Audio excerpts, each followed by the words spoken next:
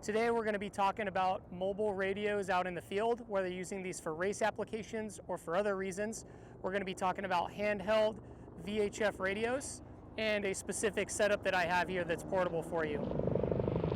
Hey Nick, if I could keep everything that I got, I would appreciate it. If I really need to, I might be able to kick some engines. I'm using a portable antenna mast to get my antenna way up in the air so that I can listen and transmit from my handheld radio much further distance-wise. So let's take a look at this setup and show you what makes it so good. Okay, so for starters, you need a good VHF radio or UHF radio, depending on what your frequencies are. Here you can see a rebuilt Motorola XTS 5000. So I've got a good rugged radio that I can use for my system, and I've got a handheld mic. Again, this is another Motorola product, and so I like to stick with Motorola. Currently, we're listening to Cleveland National Forest Service Net on this Fire, and what I'm able to do is I'm able to take my handheld radio at 5 watts, connect it to an antenna that is going to give me some decibel gain and give me greater wattage, and get my signal further out than it would at just a handheld unit. And just to show you here, if I were to remove this, as you can see, it's just a base plate here that I made out of a piece of metal hanging in the garage and just wrapped some shrink wrap tubing around it so that I didn't scratch my radios up. And it works nicely to connect the radios in place so that they're not moving around anywhere. Of real importance here is this connection point here to make this whole thing possible is an SMA female connector that I shaved down to the threads to match the Motorola, and that connects up to a SO239 connector, which then mates to my PL259 connector on my coax cable.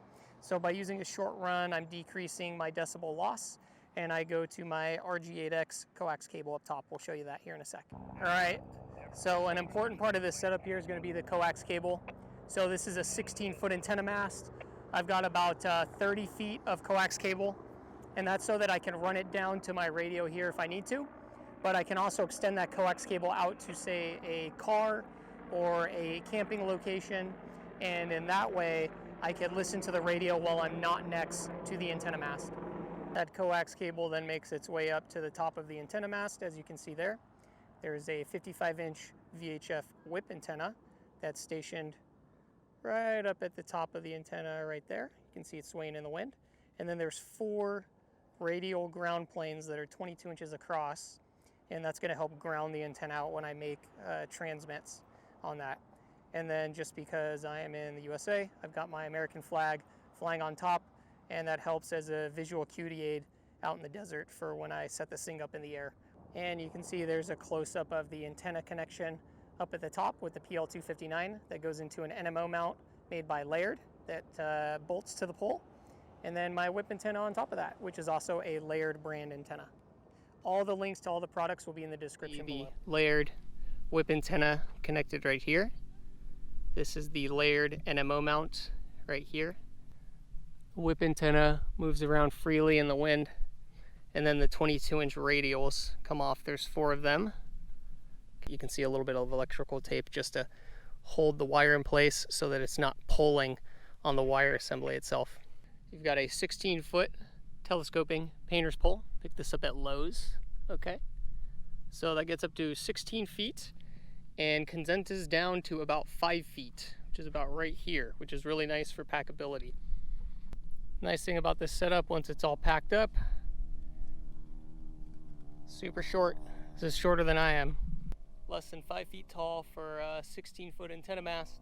That gets your antenna, give or take, up above 20 feet. So. And as far as guidelines go, this is 3M Lawson glow wire. It's got a high tensile strength. I think it breaks at around 500 pounds.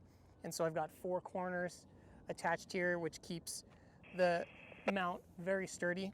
And then down here, I have some tent stakes that I use. These are 8-inch nail stakes. The corners get 12-inch nail stakes. And I'll drive 2 of them in at the base here to keep the antenna from buckling out underneath during a high wind. And it should go without saying that if it's super windy out, I can wrap the flag up, and I'll put guy lines up at the top of the pole to keep it from swaying back and forth and snapping.